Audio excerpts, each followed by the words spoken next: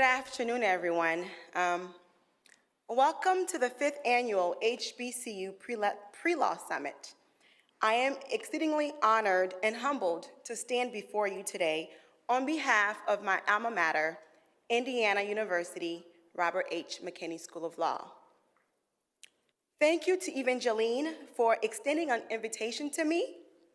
Your work and commitment to ensuring that students of color have access to legal education is extremely profound. Thank you to everyone who have played a role in making this event a success.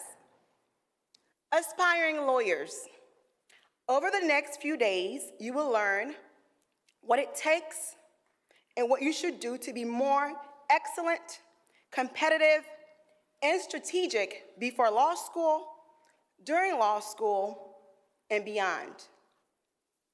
The fact of the matter is, each and every one of you is getting ready to embark on a journey, one that is both frightful and exciting. Frightful in a sense that the future may seem uncertain, but exciting because you are making progress and getting closer to your dreams. The legal profession needs you. This nation cannot thrive without your skills and talents. Before you all go back on Instagram and Snapchat, I want to remind each and every one of you that you have a social obligation to making this world a better place. Throughout my extensive travels throughout the continent of Africa and Southeast Asia, I have confirmed firsthand that the struggle to obtain and maintain democracy, freedom, and financial security are a worldwide phenomenon. We must constantly fight to end systemic oppression and exploitation of minorities and poor people in our nation and around this world. Roughly 150 years since the ratification of the 13th Amendment and the formal ending of slavery in the United States, African Americans still face significant discrimination in the areas of environmental justice, education, voting rights, just to name a few. Regardless of the area of law that you wish to practice, we should all fight to protect the rights of the underserved and voiceless through legislation and public policies. Racism and other forms of discrimination are often embedded in our public policies and hidden in administrative rules. Although I fully understand that laws alone are not sufficient to change society, and that certain ideologies must first be eradicated. However, America needs public servants who are conscious of these civil rights issues when implementing legislation or policies if we wish to have a more just society. America can become a better nation if we all do our part. So I challenge you to be an agent for change. In any event, I won't bore you with a long speech about what to expect once you arrive in law school, but instead, I will share with you some lessons that I have learned throughout my 31 years on this earth that I think will help you in law school and beyond. For most of us, our lives can never be fully understood unless one understands the role that education has played. If you remove education from the equation, our lives make absolutely no sense. While education is necessary to succeed, it is not sufficient. To succeed, one must be resilient. According to the United States Department of State, resilience refers to the ability to successfully adapt to stressors, maintaining psychological well-being in the face of adversity. It is the ability to bounce back from difficult situations and experiences. So, what is the main ingredient to being resilient? There are several, but I'll just focus on one. That is hope. That word is so tiny, but yet so profound at the same time. Never give up hope, for it is what sustains us in the midst of adversity. Life is filled with twists and turns, at times can be quite unpredictable, and have a very cynical sense of humor. But in moments of uncertainty, your faith must never waver. Allow me to share a personal narrative with you. Not too long ago, I was in your shoes. I was taking the LSAT, applying to law schools, attending law school fairs, all because I had one goal: to earn a doctor of jurisprudence. I wish I could stand in front of you today and tell you that my journey was a smooth one, but it was not.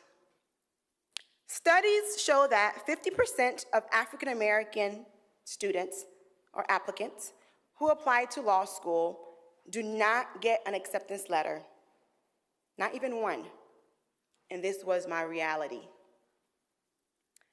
Over a 2-year period, I applied to more than 40 law schools across this nation, and not one offer due to poor LSAT score. And Dr. Taylor denied me a couple of times. McGee denied me. And in fact, most of the law schools that are here today denied me at some point. But I refused to allow that to stand in the way of my dream and aspirations. So let me tell you a little bit more about my background. So I am originally from the Republic of Haiti, the first Black independent country in the world. I'll give you a brief history of the country, because I love to do that. Haiti gained its independence in 1804 through a bloody revolution with France. And while we've been independent since 1804, we still deal with various political challenges, right? Due to neocolonialism, and so on. I'm not gonna get into that. But in any event, as an immigrant living in America from Haiti, I didn't really have much career choices.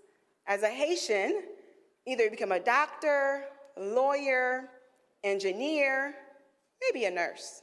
The other stuff don't count. God forbids you tell them you want to become a teacher. You want to be a what? So, no, seriously. So that was in my mind as I was growing up. Those were my choices. So at first, I wanted to become a doctor, a medical doctor.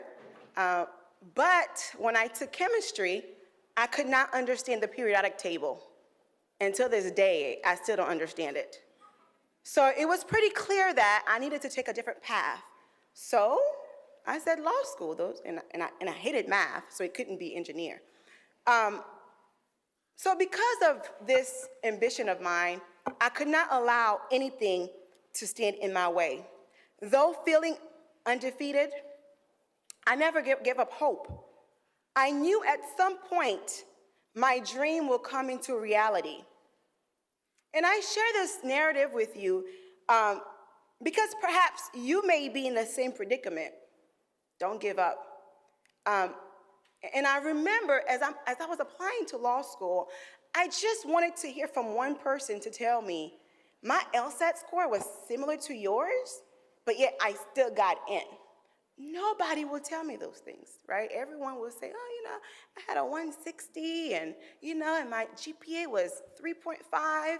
I'm like, okay, but that's not my narrative. It's not my story. So I just wish someone could be transparent with me for a moment, because I know there are a number of people who may have gotten into law school with my same LSAT score, but no one wanted to share that with me.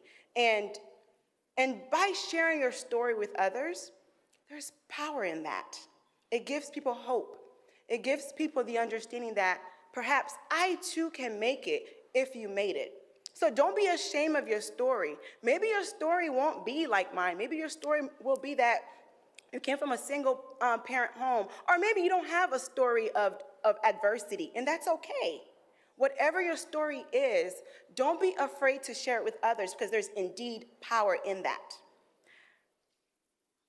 I have learned that through this process, just because something is hard doesn't mean that it's not for you. It only means that you should try a little bit harder. My philosophy has been that if I do not at least give something an earnest effort, then it is unlikely that I will accomplish a given goal. And let's be honest, you cannot win if you don't play, right? So I can never fail, because the knowledge and or experience gained from a given effort will likely apply somewhere else. We often miss out on opportunities due to our lack of commitment of doing the work. Nobody owes you anything. Nobody. If you want something, work hard at it. If you know that your goal is to become a lawyer or go to law school, do your part. If you know that your LSAT score sucks and you may not have the best GPA, your personal statement better be perfect. Every other aspect of your application, which you can control, should be perfect. Do not be lazy. Nobody's just going to admit you into their institution because you feel as though you deserve to be there. Commit to doing the work. And that is something that, unfortunately, my generation and the generation coming after me is lacking. And I think it has something to do with social media. We live in an age where by a simple click, someone can gain instant fame. But success doesn't work that way. As former President Barack Obama once said, making your mark on this world is hard. It takes commitment, patience, and a whole lot of setbacks. And he is right.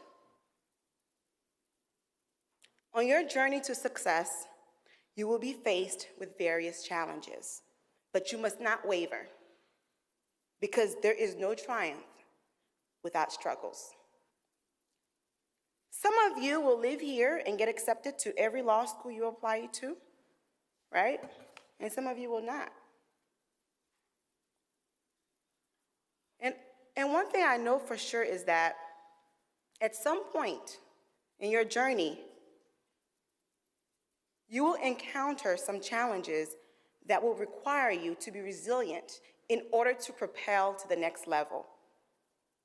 So I'm not going to take much more of your time, but I want you to remember a few things. Live a limitless life. There are no boundaries. Don't allow people to put you in a box, because they will. People will tell you, because you're a woman, this is to the extent that you can achieve. Because you're a person of color, this is all that you can do. Because you're short, or because you're bilingual, this is what you can do. No, live a limitless life. You can do whatever it is that you want to do, and you don't have to do one thing. You can do several things. So don't allow anyone to put you in a box, and you don't put yourself in a box. Another thing is, You would be amazed at what you can accomplish if only you try. Like the fella said earlier, shoot your shot. Don't be afraid. You guys are in people's DMs for other things, right? So if you're on Instagram, if you are on Instagram and there is someone that you admire, you like the work that they do, shoot your shot. Say, hey, I've been following you and I find you to be quite impressive. I would like to know more about what you do. And people will, even if they can't meet with you in person, they will talk to you because people like to talk about themselves. Let's be real. And when you go, pick their brain. So shoot your shot. If you're interested in becoming a general counsel at an academic institution, there's someone right here that you could talk to. Get her business card. Say, let's have lunch. Let's talk more. Because you just never know what that may lead to. Another thing, move to the beat of your own drums. Do as you please. Do not follow the footsteps of other people. You have your own journey. You have your own dreams. You have your own aspirations. Do things your way. I remember when I was in law school, I literally did things my way. I never followed what my classmates were doing. I did the things that worked for me. Move to the beat of your own drums. And do not be afraid to take the road least traveled. Oftentimes, we want easy. We want to go this path. It may not be the path that we want, but because we know it may be the safest road, we take it. But if your path and the things that you want to accomplish may not be the most, may not be the path that is most common, right? Take it. And I can guarantee you, you will not regret it. It may be a bit harder. You may be faced with a lot more challenges. But if you take the road least traveled, you will end up where you wanted to be ultimately at some point. And last thing, stop trying to conceptualize how every detail of your destiny shall manifest. Stop trying to figure that out. That's not important. Yes, you have to have goals, right? But don't worry about all the intricate details because you can't control that. If you start to worry about the intricate details, it'll drive you crazy and it may cause you to even lose confidence. I say do your part and the universe will handle the rest. And I'll leave you with one last quote from Michelle Obama. I absolutely love this quote. And it says, I realized that if I wanted to keep my sanity and not let others define me, there was only one thing that I could do, and that was to have faith in God's plan for me. I had to ignore all of the noise and be true to myself, and the rest would work itself out. Thank you.